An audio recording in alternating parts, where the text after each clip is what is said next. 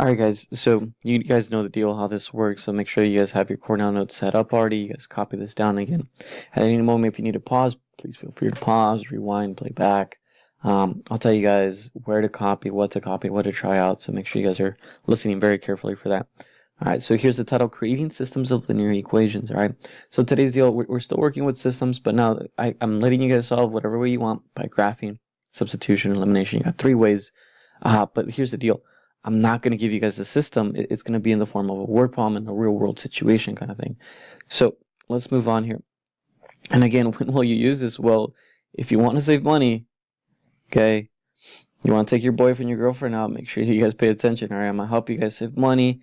You'll see that actually in the next example as far as cable providers go. So let's scoot over and see what that looks like. All right, so make sure you guys pause it here real quick, copy this down. Okay, I'm going to read it right now. It says one cable television provider has a $60 setup fee and charges $80 per month. And another cable provider has a $160 equipment fee and charges $70 per month. When will they cost the same and how much? All right, so what I want to do is I want to go through and I want to analyze this, go through and say, hey, what can I pick out? What's important here? If I take a look at the first cable provider, they say that they have a $60 setup fee. That's going to be important. In addition, they also charge me $80 per month. All right, so I know that about the first place. Now, what about the second place? Another cable provider here has a $160 equipment fee. Okay, so they're charging me to use their equipment. And they also charge me $70 per month. Okay, the last thing I always want to do is, hey, well, what's the question? What do I need to do? Well, I need to answer, when will they cost the same and how much? Now, what we have here is your good old system of equations. Okay, they're giving us two different situations. I have to write those two equations, and again, solve by graphing, substitution, elimination, whatever works best for us right now. All right, so the first equation I'm going to write here, well, there's a $60 setup fee, and they charge me $80 per month. I'm going to start with that $80 per month. Remember the keyword, whenever I see per, that's kind of a big hint that I'm going to have 80x. So for this guy, I'm going to put 80x. But that's not all they charge me. In addition to that, these guys are charging me $60 just to come to my home and to set up. All right. So there we go. We have 80x plus 60 is going to equal, what is that going to equal? Well, that's going to equal my cost. Well, I'm going to use y here. This is very, very familiar. My y equals mx plus b. Okay, so that takes care of the first equation. Now I got to write an equation for the second cable provider here. Well, I know that they charged me $160 for the equipment fee, and then they charged me $70. Here's the keyword again, per month. And again, as soon as I see 70 per month, I know I'm going to have to write 70x, $70 here. I use x to represent the number of months, but that's not all they charge you. To use their equipment, they're charging you $160. I'm going to put plus 160 is equal to, again, my total cost is how much I'm spending.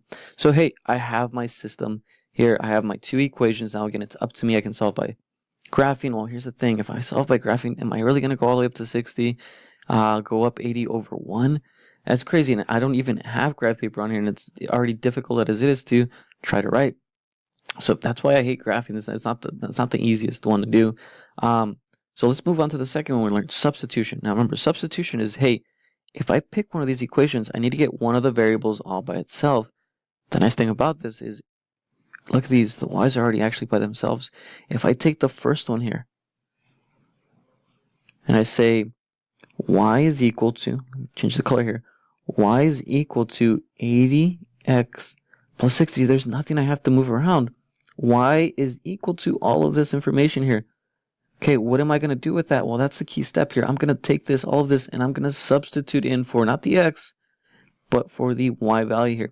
So what I really should be writing here, if I take all of this and I plug it in for y, I get 80x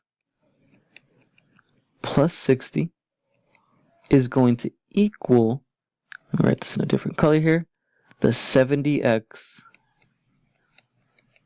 plus 160. All right, now it becomes a multi-step equation. Now the first thing I want to do is say, I'm going to get rid of this 70x. I want to move it over here. So I'm going to say minus 70x minus 70x. So what is 80x minus 70x? That's just going to be 10x plus 60 is equal to 160. Hey, it's a two-step equation at this point. All right, not too bad, not too bad. Let me get rid of the 60 here by saying minus 60 to the left, minus 60 to the right. These guys cancel out. I'm left with 10x is equal to 100. Hey, last thing I gotta do here is I have to divide both sides by 10. Now when I divide both sides by 10, I get x is equal to 10.